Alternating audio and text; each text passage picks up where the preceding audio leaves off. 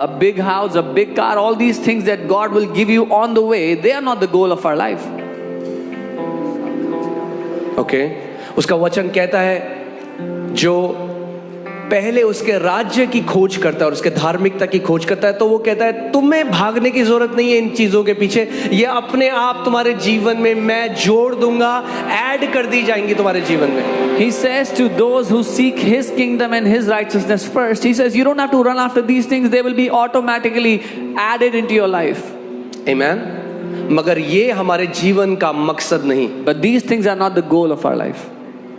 असली में एक सक्सेसफुल व्यक्ति वो नहीं जिसने एक बहुत बड़ा बिजनेस बना दिया. In reality, a successful person is not one who has established a big business या एक बहुत बड़ी मिनिस्ट्री बना दी, or made a big ministry या एक बहुत बड़ी कलीसिया बना दी. or made a big church.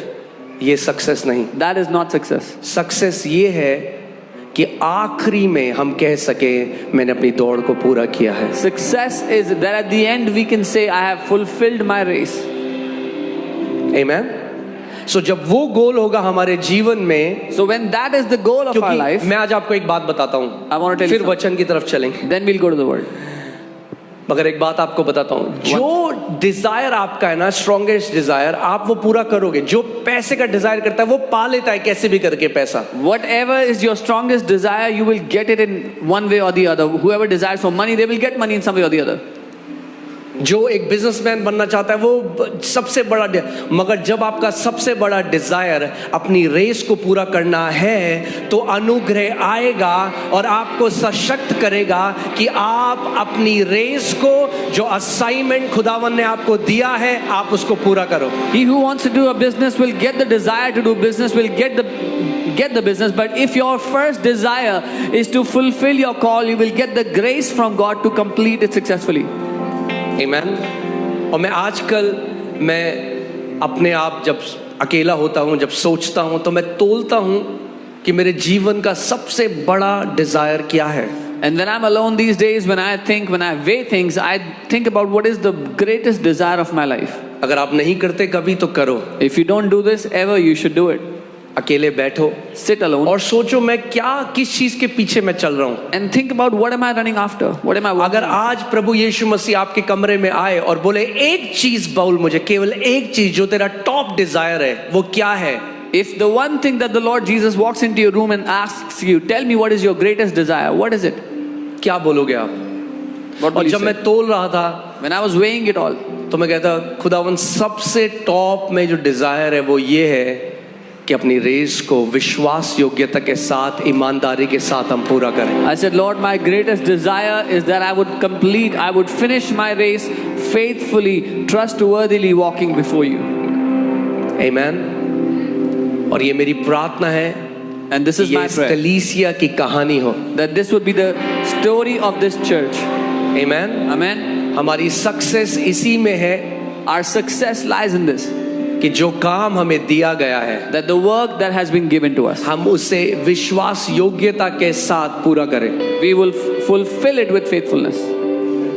Amen. आइए अब हम वचन की तरफ चलें. Let us go to the word of God. मैं आज आपको सिखाना चाहता हूँ थोड़ा सा I want to teach you little bit.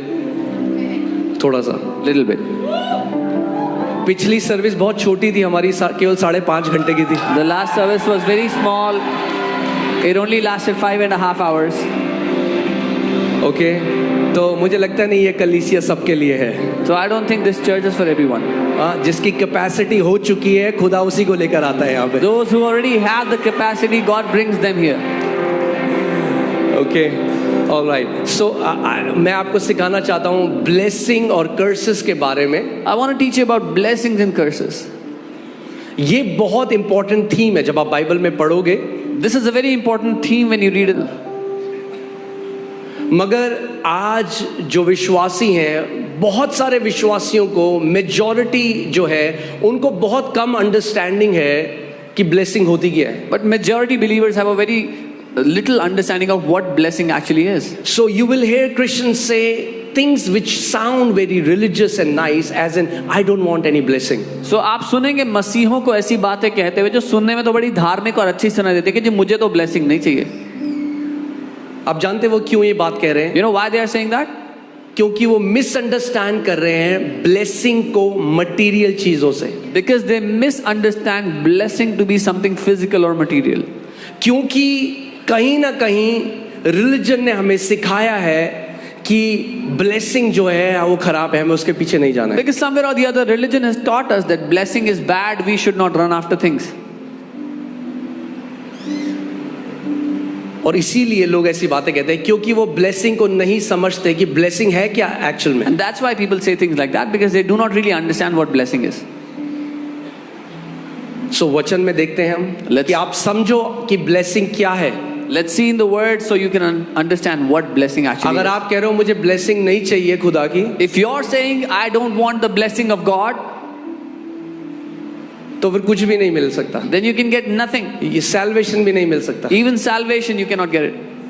Okay, so हम वचन से देखेंगे। So we will look at it from the word. So genesis 1:27-28, उत्पत्ति 1:27 और 28.